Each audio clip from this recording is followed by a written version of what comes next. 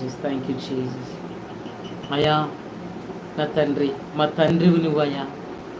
తండ్రి, కుమార, పరిశుద్ధాత్మ దేవుడా, అయ్యా ఇదిగో మమ్మల్ని అంటుకట్టి ఉన్న దేవుడా నీకు వందనాలు అయ్యా. విలువైన పాత్రగా మమ్మల్ని మార్చడానికి నాయనా, మమ్మల్ని పడేకన్నా మమ్మల్ని విసిరేయకన్నా ఆ సారిపై ఉంచిన యేసు నీకు వందనాలు.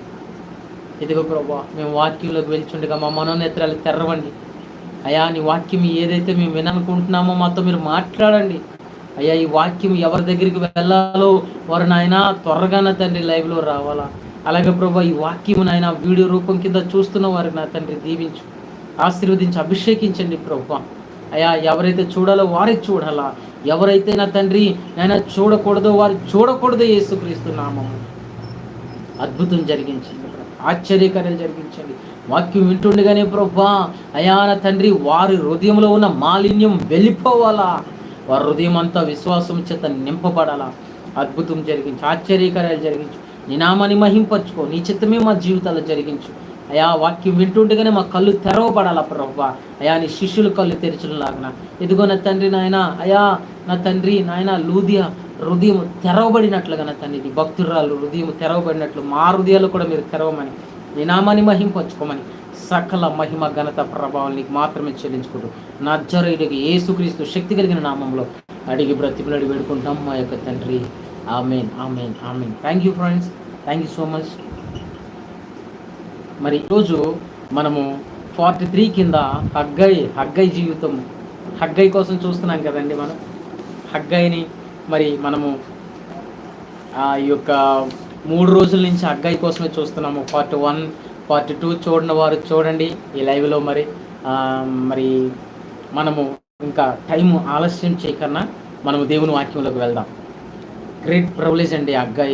మరి హగ్గై కోసం మనం మాట్లాడడం. హగ్గై ప్రవక్త, చిన్న ప్రవక్తలో 12 మంది ప్రవక్తల్లో ఒక ప్రవక్తగా చెప్పబడిన హగ్గై ప్రవక్త చాలా గొప్ప కార్యాలు చేసిన వ్యక్తి. ఆయన చాలా గొప్ప కార్యాలు చేశాడు ఆయన. మరి ఇంకా చివరి 3వ వాడు అనమాట, చివరి పుస్తకంలో 3వ పుస్తకంగా ఉంది. స్నేహితులారా, మరి ఈరోజు మనము 2వ అధ్యాయము 10 నుంచి 19 వచనాలు చూడబోతున్నాం.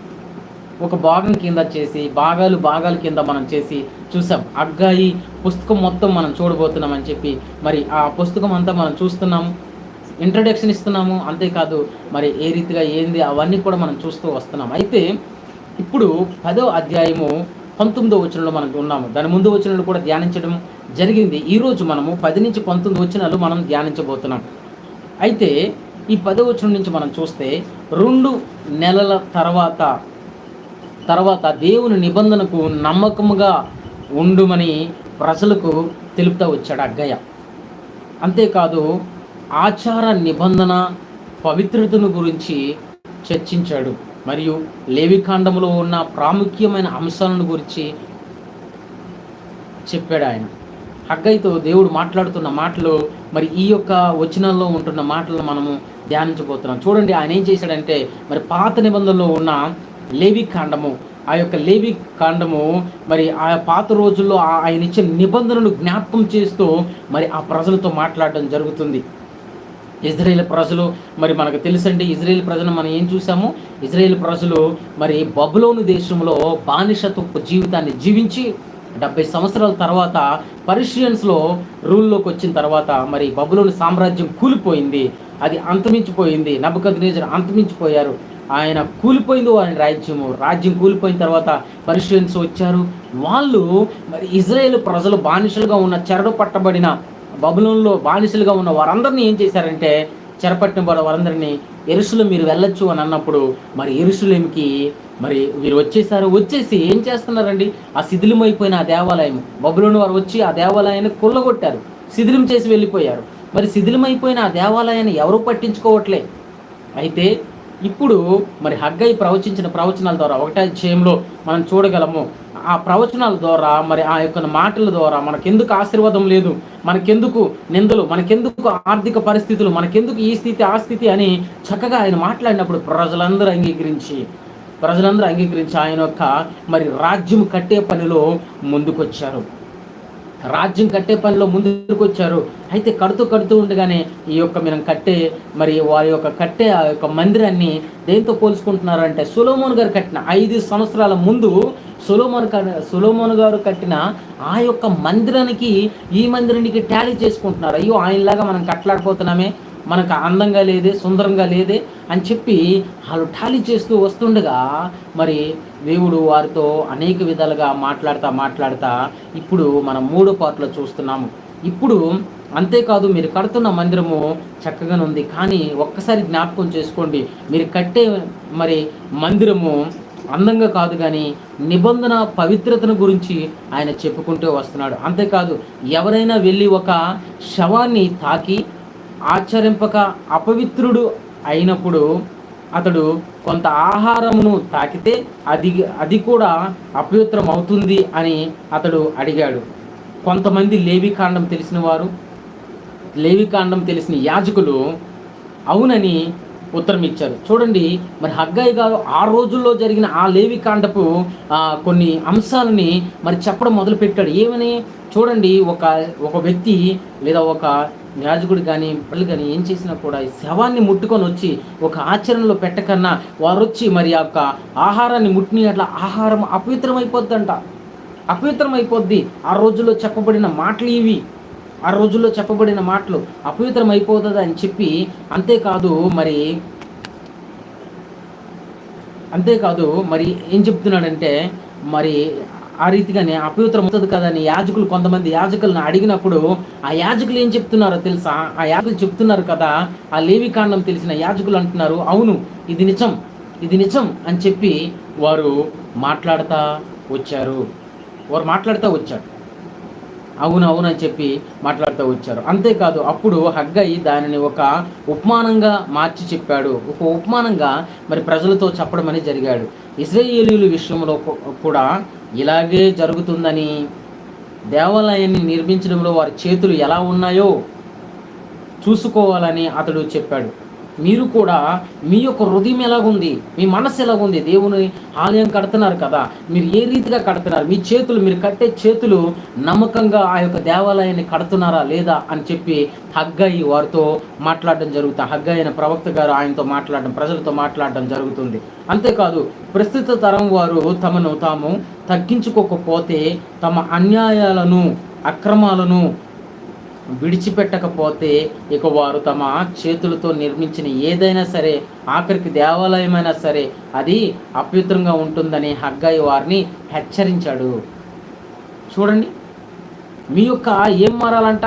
మీకు మారు మనసు కావాలా, పాపక్షమాపణ ఉండాలా, పవిత్రంగా ఉండాలా, మీ యొక్క అన్యాయాలు అక్రమాలు విడిచిపెట్టకపోతే, ఇంకా మీరు అన్యాయంలో జీవించి, ఇంకా మీరు అక్రమంలో జీవించి ఈ యొక్క దేవాలయాన్ని మీరు కడితే దేవుడు దాన్ని అంగీకరించడు అని క్లియర్ కట్గా మాట్లాడుతున్నాడు. అంతేకాదు, నిజమైన పశ్చాత్తాపంతో నిబంధన పట్ల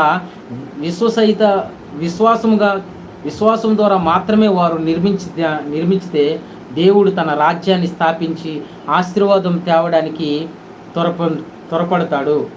ఆశీర్వదిస్తాడు అన్నదే హగ్గయి సవాలు.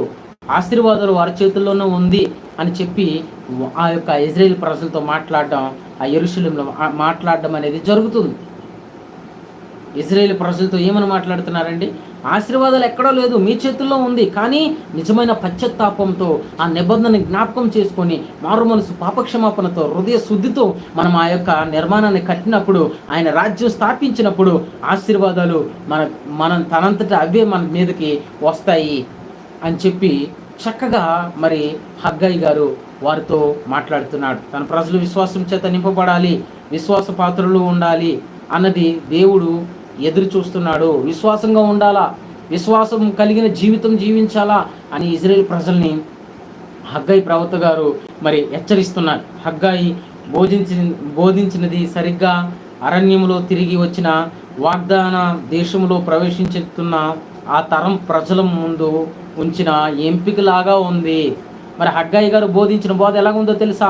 ఆ రోజుల్లో ఈజిప్ట్ నుంచి అరణ్యంలో నుంచి అరణ్యంలోకి మరి ఆ వాగ్దాన దేశమైన కానాను తీసుకెళ్ళినప్పుడు ప్రవచించిన ప్రవచనాలు, ప్రవచించిన మరి ఆ యొక్క ప్రసంగాలు లాగా మరి ఇప్పుడు మరి హగ్గయి గారు చెప్తున్న మాటలు కూడా అలాగనే ఉన్నాయి, అలాగనే యాజ్ ఇట్ ఈస్గా మరి ఉన్నాయి. ఒకసారి జ్ఞాపకం చేసుకుంటూ వచ్చారు. వారి అవిధేయత వారికి ఆశీర్వాదం ఉన్నది, విజయాన్ని అందిస్తుందని, వారి అపనమ్మకత్వం వారి పతనానికి దారితీస్తుందని చెప్పాడు. హగ్గయి గారు ఏం చెప్తున్నారు అని అంటే, వారి అవిధేయత వారికి ఆశీర్వాదం, విజయాన్ని అందిస్తుంది, వారి అపనమ్మకత్వము వారి పతనానికి దారితీస్తుందని కూడా చెప్తున్నాడు. చూడండి ఎంత గొప్పగా దేవుడు వారితో చెప్తున్నాడు. మీ అవిశ్వాసమే, మీ అవిధేయతే మీ పతనానికి దారితీస్తుందని చెప్తున్నాడు. అంతేకాదు దేవుని రాజ్యమును గూర్చిన భవిష్యత్తు నిరీక్షణ సారాంశంతో హగ్గయి తన గ్రంథాన్ని ముగించాడు. నార్మల్గా అయితే ముగించలేదండి. దేవుని యొక్క భవిష్యత్తు, దేవుని రాజ్యమును కోసం చక్కగా వివరించి ఆయన ఆ గ్రంథాన్ని ముగించాడు. ఆయన తన మహిమను వెల్లడిపరుచుకున్నటకు యెరూషలేమును కేంద్ర స్థానముగా చేసుకోబోతున్నాడు. ఆయన మహిమను ఎల్లడిపరుచుకోవడానికి ఆ మందిరాన్ని కేంద్రంగా దేవుడు చేసుకోబోతున్నాడు. ఎంత గొప్ప భాగ్యం, ఎంత గొప్ప ఆశీర్వాదం, ఎంత గొప్ప ధన్యత. ఆయన చెప్పిన మాటల్లో ఆశీర్వాదం ఉంది, ఆయన చెప్పిన మాటల్లో ధన్యత ఉంది, ఆయన చెప్పిన మాటల్లో గొప్ప స్థిరత్వం ఉంది. చూడండి స్నేహితులారా, మనం చూడగలము. ఒకసారి మనం ఇవన్నీ కూడా చూసాము ఈ గ్రంథంలో. మరి ఆ యొక్క వచనాల్లో ఏముంది అనేది మనం బ్రీఫ్ ఇంట్రడక్షన్ కింద మీకు అర్థమయ్యే రీతిలో మరి చెప్పి ఉన్నాను. అంతేకాదు ఇప్పుడు ఒకసారి మనం చదివి దాని యందు దృష్టి పెట్టి మనము ఒకసారి నేర్చుకుందాం. ఒక్కసారి మీ పరిశుద్ధ గ్రంథమైన హగ్గయి మరి 2వ అధ్యాయం 10వ వచనంలో మీరు చూస్తే, మరియు దర్యావేషు ఏలుబడి యందు 2వ సంవత్సరమున, 2 సంవత్సరాలతో చెప్పాను కదా, 2వ సంవత్సరము 9వ నెల 24వ దినమున యెహోవా వారు ప్రవక్తయగు హగ్గయికి ప్రత్యక్షమై సెలవిచ్చినది ఏమనగా, హగ్గయికి దేవుని యొక్క వాక్యము ప్రత్యక్షమై ఈ రీతిగా దేవుడు మాట్లాడబోతున్నాడు. సైన్యములకు అధిపతి యెహోవా ఇలాగూ ఆజ్ఞ ఇచ్చి ఉన్నాడు, యాజకుడు యొక్క ధర్మశాస్త్ర విచారణ చేయుము. యాజకుల దగ్గరికి పోయి ధర్మశాస్త్రము విచారణ చేయండి. ఆ రోజుల్లో ఉన్న ధర్మశాస్త్రాన్ని విచారణ చేయండి. ఒకడు ప్రతిష్టమైన మాంసమును తన వస్త్రము చెంగును కట్టుకొని, తన చక్కటి వస్త్రపు చెంగును కట్టుకొని, తన చెంగుతో రొట్టెనైనను, వంటకమునైనను, ద్రాక్షారసమునైనను, తైలమునైనను, మరి ఏ విధమైన భోజన పదార్థమునైనను ముట్టిన ఎడ్ల ముట్టినది ప్రతిష్ఠిత మగున అని యాజకులను అడగా వారు కాదనరి. శవమును ముట్టుట వలన ఒకడు అంటుపడి అట్టి వానితో దేనినైనను ముట్టిన ఎడ్ల తాను ముట్టినది అపవిత్ర మగున అని హగ్గయి మరలా నడుగుగా యాజకులు అది అపవిత్ర మగునని అనేది. చూడండి ఆయన మరి రాస్తున్న ఆ యొక్క ఆ యొక్క నిబంధన, ఆ యొక్క ధర్మశాస్త్రాన్ని ఒకసారి మీరు చూడండి. ఇజ్రాయేల్ ప్రజలారా, ఆ ధర్మశాస్త్రాన్ని ఒకసారి చూడండి, పరిశీలించండి. మీరు ఒక శవాన్ని ముట్టుకొచ్చి దాని యందు ఆ యొక్క మరి నిబంధనలు ఏది లేకన్నా మీరు వచ్చి ఆహారాన్ని ముట్టిన ఎట్లా ఏం జరుగుతుంది? ఆ ఆహారము ప్రతిష్ఠితము కాదు. అంతేకాదు ఆహారము అపవిత్రమైపోద్దంట. ఆహారం అపవిత్రమైపోద్ది అని అడిగినప్పుడు ఆ యాజకులందరూ వారందరూ ఏమంటున్నారంటే, ఇది నిజమే, ఇది అపవిత్రమైపోద్ది, అది నిజము అని చెప్పి మరి లేవికాండము తెలిసిన ఆ యొక్క యాజకులు కూడా ఆ రీతిగానే అది నిజము, అది అపవిత్రమవుద్దని అంగీకరించాడు. 14వ వచనంలో, అప్పుడు హగ్గయి వారికి లాగు ప్రత్యక్షం ఇచ్చెను, ఈ ప్రజలను, ఈ జనులను నా దృష్టికి అలాగున చేయున్నారు. చూడండి, అప్పుడు దేవుడు ప్రత్యక్షం ఏమంటున్నాడు? ఈ ప్రజలను, ఈ జనులను నా దృష్టికి అలాగు చేయుచున్నారు. వారు చేయి క్రియలన్నీ వారచట అర్పించినవి అన్నీ నా దృష్టికి అపవిత్రములు. ఇదే యెహోవాకు. చూడండి, దేవుని దృష్టికి అది సత్యమా కాదా, దేవుని పెట్టినట్టుందా లేదా అనేది మనకు కావాలా. చూడండి, దేవుడు కూడా అంటున్నాడు కదా, అలాగే ఉంది. ఎప్పుడైతే ఆ శవాన్ని ముట్టుకొని వచ్చి ఏదైతే చేస్తాడో అవన్నీ అపవిత్రం అవుతాయో, ఆ రీతిగానే నా దేవాలయాన్ని కూడా మీరు ఎలా చేస్తున్నారు? మీ క్రియలు, వారి చేయు క్రియలన్నీ వారచట అర్పించినవన్నీ నా దృష్టికి అపవిత్రములు, నా దృష్టికి అలాగునున్నవి అని అంటున్నాడు. అపవిత్రములు అంట. ఏ రీతిగా అపవిత్రం అవుతుంది? ఎందుకంటే వారిలో విధేయత, వారిలో అపనమ్మిక, వారు వెనకబడిన స్థితి, సరైన మారు మనసు లేక సరి అయిన మంచి జీవితం లేక, ఇది పాత జీవితానికి సంబంధించిన మాటలు ఇవన్నీ కూడా. దేవుని దృష్టికి అపవిత్రంగా ఉంది, దేవుని దృష్టికి మంచిగా లేదు. అలాంటి స్థితి ఏదైనా ఉంటే ఈ రోజే మనం తీసివేయాలా. ఈ రోజే దేవునికి ఇష్టం లేని, దేవుని దృష్టికి కష్టమైనది, దేవుని దృష్టికి అహిష్టమైనది ఏదైనా ఉందా, యేసుక్రీస్తు నామములో వాటన్నిటిని తీసివేయాలా. నీ హృదయం అనే మందిరం కట్టాలనుకుంటున్నావా? నీ సంఘాన్ని నువ్వు కట్టాలనుకుంటున్నావా? నీ సంఘానికి ఒక వెన్నుపూసలను ఉండాలనుకుంటున్నావా? అయితే ఈ రోజే నువ్వు ఏం చేయాలో తెలుసా? దేవుని యొక్క మందిరం కట్టడానికి నీలో ఉన్న అపవిత్రత తీసివేయబడాలా. నీలో ఉన్న అపవిత్రత తీసివేయడానికి నువ్వు ఏం చేయాలో అది చేయగలగాల. ఈరోజు యేసుక్రీస్తు నామంలో దేవుని దృష్టి మన వైపు ఉండాలా. దేవుని దృష్టికి ఇష్టమైనవి మనం చేయాలా. దేవుని దృష్టికి ఇష్టం లేనిది ఏదైనా ఉంటే యేసుక్రీస్తు నామంలో ఈరోజే అవన్నీ వదిలిపోవాలా. ఈ రాతి మీద రాయించి యెహోవా మందిరము కట్టను ఆరంభించినది మొదలుకొని ఆ వెనుక మీకు సంబంధించిన దానిని ఆలోచన చేసుకొనుడి. నాటి నుండి ఒకడు 20 కప్పుల కంగులు వేయగా 10 కుప్పలంతా ధాన్యమే తేలుచున్నది. తీసుకునవలనని 50 కులలు తొట్టికు ఒకడు రాగా 20 కొలలు మాత్రమే దొరుకును. తెగులుతోనూ కాటుకతోనూ వడగండ్లతోనూ మీ కష్టార్జితం అంతటిని నేను నాశనం చేసి ఉన్నాను. చూడండి, ఆ లైటింగ్ ఎక్కువ పడ్డాం. చూడండి, వారు ఏ కష్టం పడుతున్నారో ఆ కష్టము వారి చేతికి సరిగ్గా రావట్లేదు. అయినను మీలో ఒకడును తిరిగి నా యొద్దకు రాలేదు. ఇదే యెహోవా వాక్కు. అయినా కూడా మీ కష్టాన్ని నేను తీసివేస్తున్నాను, మీ నష్టాన్ని తీసివేస్తున్నాను. అయినా కూడా మీరు నా వైపు తిరగట్లేదు, నా వైపు మీరు రావట్లేదు. 17 బీపాట్లో ఉంది.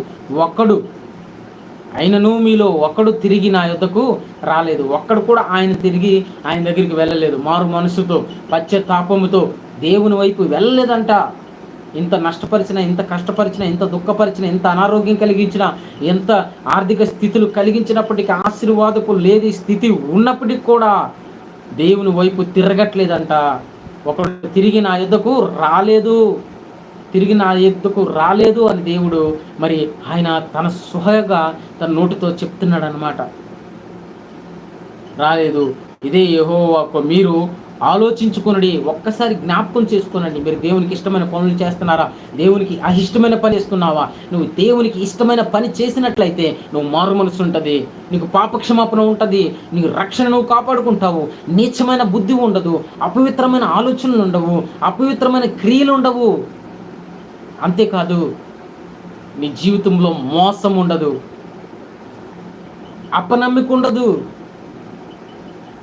ఎంతమందిని మోసం చేసుకొని డబ్బు డబ్బు డబ్బు డబ్బు చస్తున్నారు, డబ్బు అనుకొని చస్తున్నారు, ధనము చస్తున్నారు. మోసాలు చేసి సంపాదించి 10% కానుక వేసేస్తే చాలు, ఆ పాపం కొట్టుకుపోద్ది అనుకుంటున్నారు. కొట్టుకుపోదు. 10 మందిని మోసం చేసి తీసుకొచ్చిన డబ్బు దేవుడు అంగీకరించడు. ఎంతమందిని మోసం చేస్తారు. గవర్నమెంట్ హాస్పిటల్లో చూస్తుంటే ఈ రోజుల్లో ఎంత వాళ్ళకి నచ్చితే ట్రీట్మెంట్ బాగానే చేస్తారు, నచ్చకపోతే ఇసికిపోయి వెళ్ళిపోతారు అంతే. ఆ ట్రీట్మెంట్కి బదులు ఏదో ఒకటి చేసి పడేయండి అమ్మా, అసలు పట్టించుకోరు. కొంతమందిని పట్టించుకుంటారు, కొంతమందిని పట్టించుకోరు. అసలు శాలరీస్ కోసము, ధనం కోసము ఇప్పుడు ఆరోగ్యశ్రీ అని చెప్పి ఇది చేస్తే, ఈ ఆపరేషన్ చేస్తే ఇంత డబ్బులు పడుతుంది, చేసేయండి, రాసేస్తారు అంతే. ఒక ట్యాబ్లెట్తో పోద్దేమో, దానికి మంచి ట్యాబ్లెట్స్ ఉన్నాయి, మంచి మెడిసిన్స్ ఉన్నాయి, ఎందుకు వాళ్ళకి పెట్టాలా? డయాలసిస్ పెట్టేయండి, ఆ కాల్ తీసేయండి, షుగర్ కదా. అరే యార్, కొద్దిగానే ఆలోచించండి. మానవత్వం లేదా? గడ్డి తిని బ్రతుకుతారా? దేవుడు మలమల మాడే అగ్ని గుండములు వేసేస్తాడు, బగ మండుతూ ఉంటుంది. పురుగు చావదు, అగ్ని ఆరదు. ఆ డయాలసిస్ వెళ్ళక ముందే ఆ వ్యక్తి ఎంత స్థితిలో క్రియేటిని ఉంది, ఆ క్రియేటిని ఎంత లెవెల్ ఉంది, దాన్ని ఏ రీతిగా తగ్గించాలి, ఏదైనా మెడిసిన్ ఉందా, టాబ్లెట్స్ ఉన్నాయా, టానిక్లు ఉన్నాయా, ఏమైనా మెడిసిన్ ఉందా, రాయాలా, దానికి కంట్రోల్ చేయడానికి ఏదైనా చేయాలా. షుగర్ పెరిగిపోయింది, ఎంత లెవెల్లో షుగర్ వెళ్ళిపోయింది, ఆ కాలు తీసేయండి, ఆ చెయ్యి తీసేయండి, వాళ్ళకేటిపోతుంది. అదే నా పరిష్కారం. మరి చివరి స్టేజ్ తప్పదు, ఇంక మనిషి ప్రమాదంలో ఉన్నాడు అంటే ఓకే. కానీ చిన్న చిన్న విషయాలు కూడా పర్లేదులే, అక్కడ దాకా కట్ చేసి తీసేయండి, అక్కడ దాకా వచ్చింది, అక్కడ దాకా తీసేయండి, ఇది తీసేయండి, అది తీసేయండి. ఎంత దౌర్భాగ్య స్థితి డాక్టర్స్ది. అందరికీ చెప్పట్లేదు, నా ప్రియులు ఉన్నారు, చాలా మంచోళ్ళు ఉన్నారు, చక్కటి ట్రీట్మెంట్, దేవుడు అంటే నమ్మకం, దేవుని కొరకు వారిలో ఉన్న చాలా పర్సంటేజ్ దేవుని సేవకులకి, దేవుని సేవకి ఇచ్చేస్తారు అంతే. అంతేకాదు వాళ్ళ దగ్గర ట్రీట్మెంట్ సొంత మనుషులకు చేసినట్టు చేస్తారు. కొంతమంది ఉన్నారు పీక్కి తింటారు, వారికి ఉందా లేదా అనవసరం. అరే రాసై, గవర్నమెంట్ ఇస్తుంది కదా, గవర్నమెంట్ వేస్తుంది అంతే, ఏసై చేసేయండి ఆపరేషన్, అది చేసేయండి, ఇది చేసేయండి. వద్దు, అలాంటి జీవితం వద్దు. దేవుడు ఇచ్చాడా, చక్కటి జాబ్ ఇచ్చాడా, చక్కటి కోచింగ్ ఇచ్చాడా, దేవుడి కోసం భయపడి చెయ్యి. దేవుని భయం లేకపోతే దేవాలయం అన్న నీ యొక్క శరీరము, నీ ఆత్మ ఆ గుడిలో ఉన్న దేవుడు పెట్టిన దీపం, అది ఊరుకోడు, సహించడు. మనిషి దేవుని స్వరూపము, ఊరుకోడు ఆయన. అంతేకాదు బిజినెస్లో ఎంత మోసం, ప్రతి పనిలో మోసం. నువ్వు క్రైస్తవుడిగా రక్షణ పొందుకున్నావు అని అంటే మోసానికి దూరం ఉండాలా, అబద్ధపు మాటలకు దూరం ఉండాలా. నేను చేసేస్తాను, ఇదిగో వచ్చేస్తున్నాను, ఇదిగో చేసేస్తున్నాను. ఎక్కడో ఉంటారు, ఏదో చేస్తారు. ఇదిగో ఇచ్చేస్తున్నాను, నీకెందుకండి, ఇదిగో 2 lakhs నాకు ఇవ్వండి, నేను ఇదిగో నెక్స్ట్ కంతా నేను 250 ఇస్తా, లేకపోతే 220 ఇలాగ ఇస్తా, ఇగో ఎల్లుండే రేపే. ఎంత మోసం, ఎంత మోసాలు జరుగుతున్నాయి. అన్యాయంగా అక్రమంగా సంపాదించే ధనం నీ దగ్గర ఉంటుందా? భూముల కోసం ఒక్క విషయంలో కాదండి, ఎన్నో విషయాల్లో క్రైస్తవులను చెప్పుకొని దరిద్రపు జీవితాన్ని జీవిస్తున్నావు. ఈ లోకం మీద కళ్ళు పెడుతున్నావా? ఈ లోకంలో నీ మనసు కొట్టుమిట్టాడుకుంటుందా? నీ కోసం ఏముందో తెలుసా? దయా కిరీటము, జీవ కిరీటము ఇలాంటివి లేవు. నీ కోసం బగ బగ బగబండే అగ్నిగోళం ఉంది, అగ్నిగోళం ఉంది. ఈ రోజైన మారు మనసు నువ్వు పొందకపోతే, ఈ రోజైన పాపక్షమాపణ నువ్వు పొందకపోతే, ఈ రోజైన యేసు నన్ను క్షమించి, ఇంతవరకు నేను చేసింది తప్పయ్యా, ఈ రోజు నుంచి నేను మారుతానయ్యా, ఈ రోజు నుంచి నేను పాపక్షమాపణ అడుగుతున్నాను, ఈ రోజు నుంచి నన్ను మార్చండి, అటువంటి బుద్ధి నాలో ఉంటే తీసివేయండి, వేరులతో సహా తీసివేయండి అని నువ్వు పశ్చాత్తాపడితే దేవుడు నిన్ను ఆశీర్వదిస్తాడు. పక్కవారి భూమి నాకు కావాలా, అలా ఆ భూమి కావాలా, ఈ భూమి కావాలా, నువ్వు కష్టపడి సంపాదించని ఏది కూడా నీది కాదు, నీది కాదు, నీది కాదు. దాని మీద కళ్ళుంచి ఈ లోకం మీద ఏదో చేసేయాలని, నీకేదో చిన్న అధికారం బట్టి, నీకేదో చిన్న జాబును బట్టి నువ్వు చూసి అతిశయించిపోతున్నావా? నీ ధనము, నీ డబ్బు, నీ బంగ్లాని బట్టి నువ్వు అతిశయించిపోతున్నావా? జాగ్రత్త, నీ కోసం బగబగమండే అగ్నిగోళం ఉంది. మారు మనసు పొందకపోతే ఇప్పుడైనా పొందు. బాప్తీసం తీసుకున్నాను, దేనికి తీసుకున్నావు? బాప్తీసం తీసుకుంటే వెళ్ళిపోతావా పరలోకం? అసంభవం. తన రక్షణ కొనసాగించేంతవరకు, కొన ఊపిరి వరకు కొనసాగించేవాడే పరలోక రాజ్యంలో వెళ్తాడు. పిలువబడిన వారు అనేకులు, కానీ ఎన్నుకున్నవారు మాత్రం కొంతమంది. ఎన్నుకున్నవారు ఎంతోమంది, దాంట్లో ఆయన తీసుకున్నవారు కొద్దిమందే. నీ కొరకు యేసయ్య ఆ సిలువలో, ఆ మండు టెండలో, ఆ బగబగమండే ఆ ఎండలో సిలువు మీద రక్తం కార్చాడు ఆయన. నీ కొరకు ప్రాణం పెట్టాడు ఆయన. నీకు ఆస్తులా అవసరం, ఆయన ఇవ్వలేడా? మన శాపాన్ని ఆయన మీద వేసుకున్నాడు, మన శాపాన్ని ఆయన మీద వేసుకున్నాడు, మన పాపాన్ని ఆయన సిలువ మీద వేసుకున్నాడు. మనం ఈ కళ్ళతో, ఈ మైండ్తో, ఈ యొక్క కళ్ళు, ఈ నోరు, వీటన్నిటితో చేసిన పాపానికి ఆయన ముళ్ళ కిరీటం పెట్టుకున్నాడు. ఈ ఆలోచనల ద్వారా చేసుకున్న ఈ పాపానికి ఆయన ముళ్ళ కిరీటం పెట్టుకున్నాడు. అంతేకాదు, ఈ చేతులతో చేసిన పాపము, ఈ చేతులతో చేయకూడని పాపము చేసినాం గనుక ఈ చేతులకి మేకులు కొట్టుకున్నాడు ఆయన. మేకులు కొట్టుకున్నాడు నా దేవుడు. మన తండ్రి.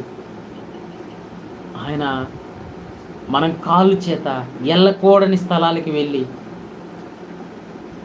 అపవిత్రంగా మారాం కనుక ఆయన కాళ్ళకి మేకులు కొట్టించుకున్నాడు ఆయన. అంతేకాదు, తినకూడనివి తిని, తాగకూడనివి తాగి, చూడకూడనివి చూడడం వల్ల మన కొరకు ఆయన పక్కలో పొడిపించుకున్నాడు బల్లింప పోటు. ఆయన ఆ బల్లింపోటు పొడిచినప్పుడు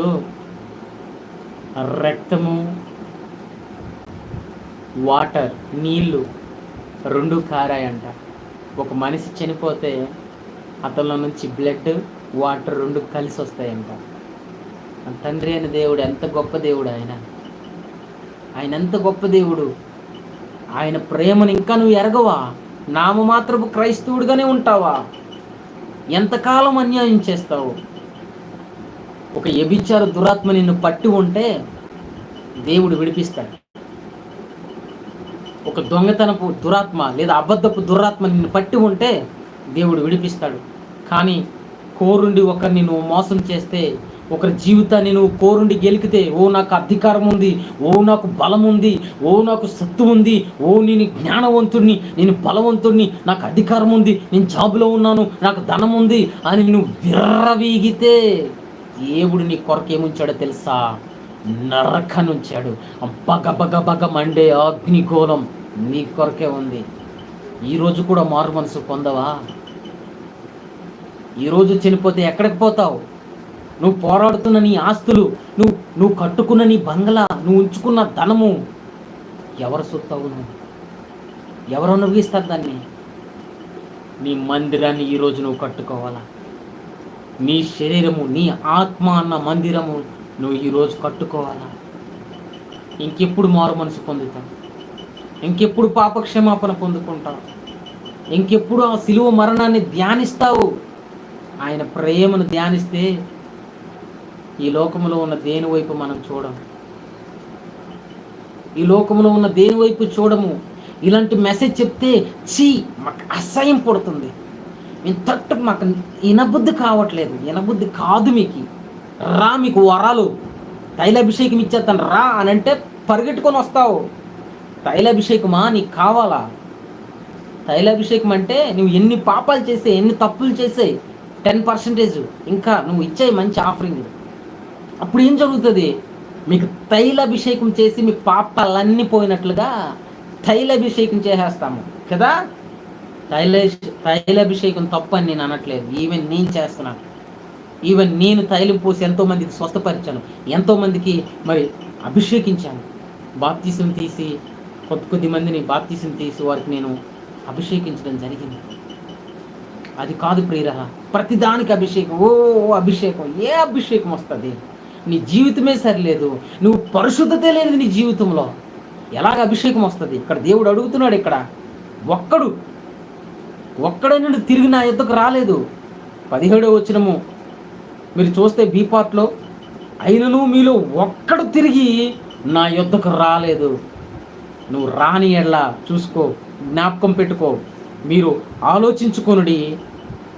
ఇంతకు ముందుగా 9వ నెల 5వ దినము నుండి, అనగా యెహోవా మందిరపు పునాది వేసిన నాటి నుండి మీకు సంభవించిన దానిని ఆలోచించుకొనుడి.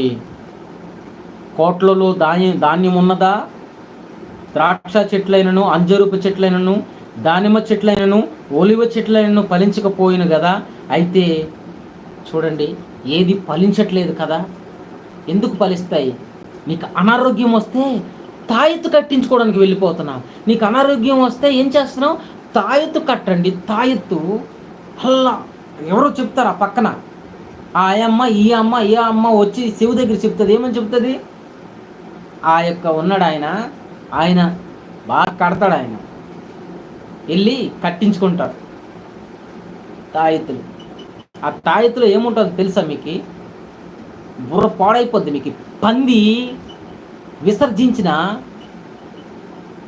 ఉంటుంది, విసర్జించిన ఆ యొక్క వేస్టెడ్ ఉంటుంది. పంది విసర్జించి రైట్. అది నేను చెప్పింది నిజం. మీకెలా తెలుసు బ్రదర్ అని అంటే, మీరు ఎలీషా యూట్యూబ్ మీరు చూడండి, దాంట్లో చాలామంది మంత్రికులు వారు సాక్ష్యాన్ని చెప్తున్నారు, వారే లైవ్గా చెప్తున్నారు, నేను ఇంత పెద్ద మాంత్రికుడిని. ఎస్, వాళ్ళ మనిషి మాంసం కూడా తిన్న మాంత్రికులు ఉన్నారు, అంటే ఒక పవర్ఫుల్ రేంజ్లో ఉన్న మాంత్రికులు ఉన్నారు. వాళ్ళంట ఏ రీతిగా తాయెత్తులు తయారు చేస్తారు, లేదా ఒక మనిషిని ఏ రీతిగా కడతారు, ఏ రీతిగా చిల్లంగి చేతబడి మరి చేస్తారు, ఏ రీతిగా డేంజర్ చేస్తారు అనేది వారు చెప్తున్నారు.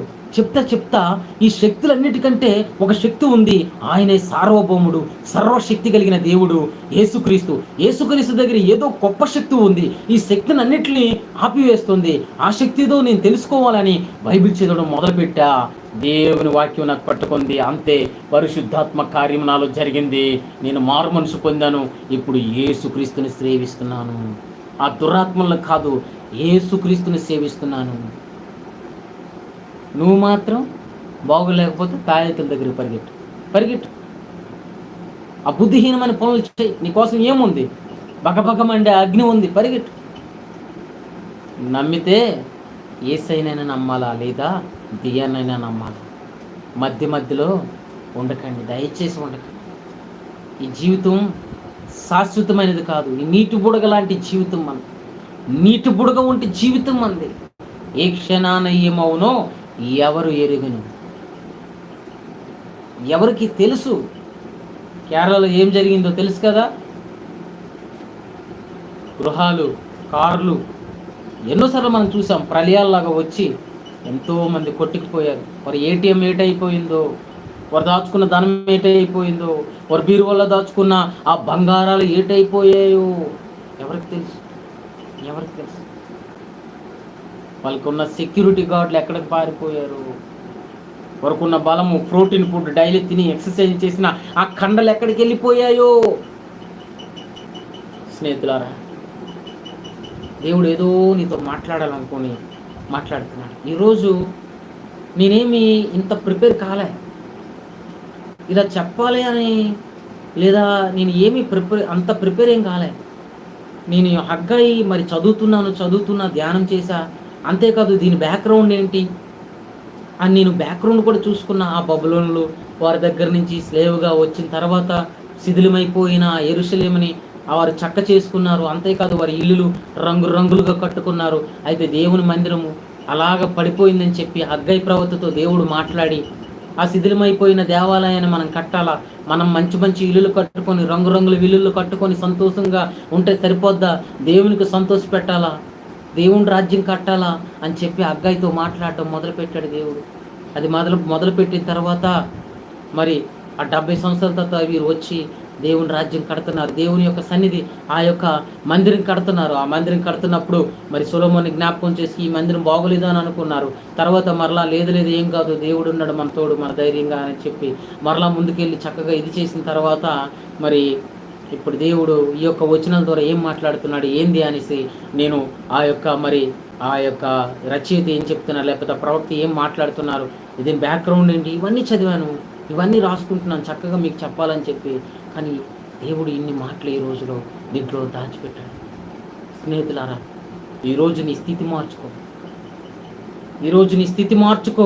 నీ బుద్ధి మార్చుకో, నీ గతి ఆటోమేటిక్గా దేవుడే మార్చేస్తాడు. హల్లెలూయా. నీవు మందిరము కట్టించిన ఎడలా ఆ మందిరములో ఆయన వచ్చి ఆయన గణపరుచుకుంటాడు అని అంటున్నాడు. చూడండి ఒక్కసారి హగ్గై సువార్త 1:8 బి పార్ట్లో మీరు చదివితే, మీరు ఈ మందిరమును కట్టించిన ఎడల దాని యందు నేను సంతోషించి, ఈ మందిరమును మీరు కట్టిన ఎడల పాపక్షమాపణ, మారు మనసు హృదయము కలిగి నీవు నీ సంఘము నీ కుటుంబము కట్టబడిన ఎడల నేను సంతోషించి, ఆ మందిరము కట్టిన ఎడల నేను సంతోషించి నన్ను గణపరుచుకొందునని యెహోవా సెలవిచ్చుచున్నాడు. ఆయన ఈ మందిరాన్ని గణపరుస్తాడు. 1000 మందిలో నువ్వు ఉంటే నువ్వు ఒక సూపర్ నేచురల్ పర్సన్గా ఉంటావు. ఎందుకంటే you are a temple of Jehovah Jireh, సార్వభౌముని యొక్క మందిరమై ఉన్నావు. నువ్వు సార్వభౌముని యొక్క మందిరమై ఉన్నావు. నిన్ను గణపరచకుండా దేవుడు వదిలేస్తాడా? నిన్ను గొప్ప చేయకన్నా దేవుడు వదిలేస్తాడా? నిన్ను ఆశీర్వదించకన్నా దేవుడు వదిలేస్తాడా?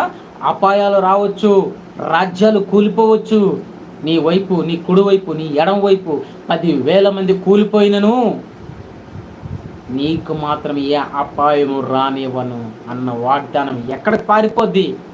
నేను పొందిన గాయముల ద్వారా నీకు పరిపూర్ణ స్వస్థత అన్న మాట ఎక్కడికి వెళ్ళిపోద్ది? యెషయా 53 ఎక్కడికి వెళ్ళిపోద్ది ఆ మాట? 91 కీర్తన ఎక్కడికి వెళ్ళిపోతుంది? స్నేహితులారా, ఆ వాగ్దానాలు స్వతంత్రించుకోవాలంటే ఈ మందిరం రెడీగా ఉండాలా. ఈ మందిరాన్ని చక్కగా కట్టుకోవాలా, మన సంఘాన్ని చక్కగా కట్టుకోవాలా, ఒకరికొకరు ఎంకరేజ్ చేసుకోవాలా, ఒకరికొకరు పాపక్షమాపణ మారు మనసు కోసం బోధించాలా. అంతేకాదు మారు మనసుకు తగిన క్రియలు చేస్తూ తగిన జీవితాన్ని జీవించాలా. అప్పుడే దేవుడు మన జీవితాలు అద్భుతాలు మొదలు పెడతాడు. అలాంటి జీవితం నువ్వు కలిగి ఉంటే యెహోవానగు నేనే నా యొక్క మందిరాన్ని నేను గణపరుచుకుంటాను అని అంటున్నాడు. ఈ మందిరాన్ని ఆయనే గణపరుచుకుంటాడు. మనము జాబు లేదని బాధపడితే జాబ్ ఇస్తాడు ఆయన. ధనము లేదని బాధపడితే ఆకాశ ధన నిధులు, మంచి నిధులు తెరుస్తాను అంటున్నాడు. ద్వితీయోపదేశకాండం 28:12 మీరు చూస్తే ఆకాశము తన మంచి ధన నిధులు తెరుస్తానన్నాడు. లేదు నాకు శత్రువు పోరాటం నుంచి విజయం కావాలని అనుకుంటున్నావా? ద్వితీయోపదేశకాండం 28:7 ప్రకారము ఒక్క దారి నుంచి వచ్చిన శత్రువులు 7 దారి నుంచి తునకలా వెళ్ళిపోతారు. నీ ముందే వారిని హతం చేస్తాడు దేవుడు. దేని మీద విజయం కావాలని? గర్భఫలం లేదు, దేవుడు నీ పాప క్షమాపణ చూసి నువ్వు పెట్టిన విశ్వాసమును బట్టి మారు మనసును బట్టి నీకు గర్భఫలం ఇస్తాడు దేవుడు. ఏ దురాత్మ అయితే వచ్చి నిన్ను అది తినివేస్తుందో దాన్ని అగ్నితో కాల్చివేస్తాడు మా దేవుడు. ఏ చీకటి బంధకాల చేత, ఏ శాతబడి శక్తుల చేత మీరు బంధించబడి ఉన్నారో ఆ శాతబడి శక్తుల నుంచి దేవుడు గొప్ప విడుదలిస్తాడు యేసుక్రీస్తు నామములో. అలాగ మీకు ఆ గొప్ప విడుదల ఈ రోజే మీరు పొందుకొందురు గాక యేసుక్రీస్తు నామములో. ఆ గొప్ప స్వస్థత ఆయన పొందిన దెబ్బల ద్వారా గొప్ప స్వస్థత మీ జీవితాల్లో, మీ కుటుంబ జీవితాల్లో జరుగును గాక యేసుక్రీస్తు నామములో. దేవుడు గణపరుచుకుంటాడు, దేవుడు గణపరుచుకుంటాడు, మిమ్మల్ని దీవిస్తాడు, ఐశ్వర్యంతో నింపుతాడు. ఆయన ప్రేమించిన వారిని ఆస్తికర్తలుగా మారుస్తానన్న వాగ్దానం ఈ రోజే యేసుక్రీస్తు నామములో మీ కుటుంబాల్లో, మన జీవితంలో, మన సంఘాల్లో నెరవేర్చబడును గాక యేసుక్రీస్తు నామములో. అంతేకాదు మరి ఆ 19వ వచనం బి పార్ట్లో అయితే ఇది మొదలుకొని నేను మిమ్మును ఆశీర్వదింతును. Yes, wonderful word. Today I'm encouraging you my friends, if you have real repentance, God will lift you up. If you honor him, honor his words, God will lift you and he will honor you. He will honor you. దేవుని మాటలకు చెవియొగ్గితే ఈరోజు మారు మనసు కలిగిన క్రియలు నువ్వు చేస్తే, పాప క్షమాపణ పొందుకుంటే ఈ రోజే దేవుడు నీకు అద్భుతంగా మార్చబోతున్నాడు. ఆ పరిశుద్ధాత్మ అభిషేకం చేత నిన్ను నింపబోతున్నాడు. అన్యాయంగా అక్రమంగా చేసే పనులు బట్టి పరిశుద్ధాత్ముడు రాడు. కానీ నువ్వు పరిశుద్ధత కలిగి ఉంటే, పాప క్షమాపణ మారు మనసు కలిగి పరిశుద్ధ జీవితం నువ్వు కలిగి ఉంటే పరిశుద్ధాత్మ వరాలు మనలోకి వస్తాయి, పరిశుద్ధాత్మ ఫలం మనలో ఉంటుంది, పరిశుద్ధాత్మ సర్వాంగ కవచము మనకి కావలుగా ఉంటుంది.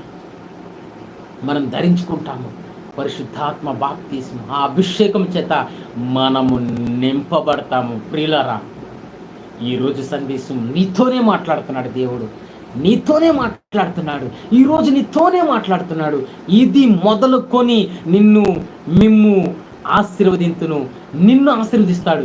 ఈ రోజు మొదలుకొని, ఈ క్షణం మొదలుకొని ఈ ఒక వాక్యాన్ని అంగీకరించి మారు మనసు, పాప క్షమాపణ, పశ్చాత్తాపపడి ఆయన మందిరాన్ని నువ్వు కట్టిన ఎట్లా ఈ రోజు నుంచి, ఈ రోజు మొదలుకొని నీ యొక్క జీవితంలో గొప్ప ఆశీర్వాదాలు నీ జీవితంలో అనుభవించబోతున్నావు. ద్వితీయోపదేశకాండంలో ఉన్న 1 నుంచి 14 దాకా ఉన్న ఆశీర్వాదాలన్నీ ఈ రోజు నువ్వు అనుభవించబోతున్నావు.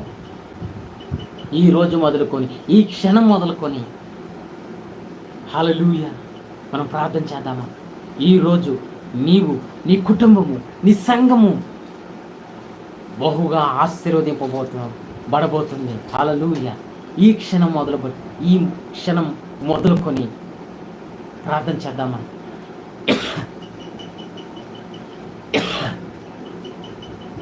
సారీ. Thank you Jesus. హల్లెలూయా.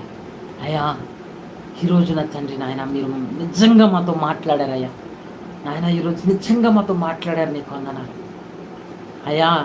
ఈ క్షణం మొదలుకొని, ఈ సమయం మొదలుకొని, ఇదిగో మంచి మారు మనసు అయ్యా, మారు మనసుకు తగిన క్రియలు ఈ మందిరాన్ని మేము కట్టాలి. అప్పుడప్పుడు అద్భుతం జరిగించండి, ఆశ్చర్యకార్యాలు జరిగించు, నీ నామాన్ని మహింపచ్చు, నీ చిత్తం మా జీవితాన్ని జరిగించు అయ్యా. నీ మందిరాన్ని కట్టి ఎట్లా నువ్వు సంతోషిస్తానన్నావు. అంతేకాదు, నేను సంతోషించి ఘనపరిచేదనన్నావు అయ్యా. ఈరోజు అయ్యా, ఈ క్షణం మొదలుకొని నాయన మమ్మల్ని ఘనపరిచయ్యా, ఆశీర్వదించిన అభిషేకించయ్యా. అనేక అన్యుల మధ్య మేము బలహీనులుగా ఉండద్దు. మా ఆర్థిక పరిస్థితిని మార్చండి, అద్భుతాల చేత నింపండి, ఆశీర్వాదాల చేత నింపండి నాయన. మమ్మల్ని దీవించండి. ఎవరైతే అస్వస్థ బాధపడుతున్నారో యేసుక్రీస్తు నామములో ఇప్పుడే పరిపూర్ణ స్వస్థత రిలీజ్ చేస్తున్నారు. ఎవరైతే నానావిధ దురాత్మల చేత, శాతపడి చిల్లంగిల చేత, శుద్రశక్తుల చేత బాధపడుతున్నారో యేసుక్రీస్తు నామములో ఇప్పుడే విడుదల ప్రవచిస్తున్నాను. యేసునామములో మరణ ఛాయలలో ఉన్నవారు, పడకల మీద ఉన్నవారు యేసుక్రీస్తు నామములో లేవనెత్తబడుదురుగాక. ఇప్పుడే యేసుక్రీస్తు నామములో ఫైనాన్షియల్గా కింద పడిపోయి ఉన్నవారు, జాబులు లేని వారు, పెళ్ళిళ్ళు కానివారు, ఆయన పెళ్లి రిక్వెస్ట్ కోసం ఎంతోమంది నా కొడుకు పెళ్ళి అవ్వలేదు, నా కూతురికి పెళ్ళి అవ్వలేదని ఆయన అలా అంటున్న వారి జీవితంలో గొప్ప అద్భుతాలు తెరవబడును గాక. పిల్లలు లేని వారికి పిల్లలు కలుగును గాక. గర్భిణీ స్త్రీలకి పరిపూర్ణ స్వస్థత కలుగును గాక. యేసుక్రీస్తున్నాము అద్భుతకరుడా, నేను ప్రార్థిస్తుండగా నా ప్రార్థన ఆలకించండి. ఇప్పుడే నీ రక్తంతో కడిగి శుద్ధి చేసి నీ నామాన్ని మహింపరచుకోండి. మమ్మల్ని పరిశుద్ధపరచండి, మమ్మల్ని క్షమించండి, నీ రక్తంతో కడగండి. మా రక్షణ అయా, మా కొన ఊపిరి వరకు మేము కొనసాగించుకున్నట్టుకు నాయన వినగల చెవి, పాటించగల హృదయము, మారు మనసు కలిగిన హృదయం మాకు దయచేయండి. నీ నామాన్ని మహింపరచుకోమని నీ వాగ్దానాలు మా జీవితాల్లో గొప్ప ఆశీర్వాదకరంగా ఇది మొదలుకొని గొప్ప ఆశీర్వాదాలు, అద్భుతాలు మా జీవితాల్లో జరిగించమని నీకు మాత్రమే సకల మహిమ ఘనత ప్రభావాలు చెల్లించుకోండి. యేసుక్రీస్తు శక్తి కలిగిన నామములో అడిగి బ్రతిమిలాడి వేడుకుంటున్నాం మా యొక్క తండ్రి. ఆమేన్, ఆమేన్.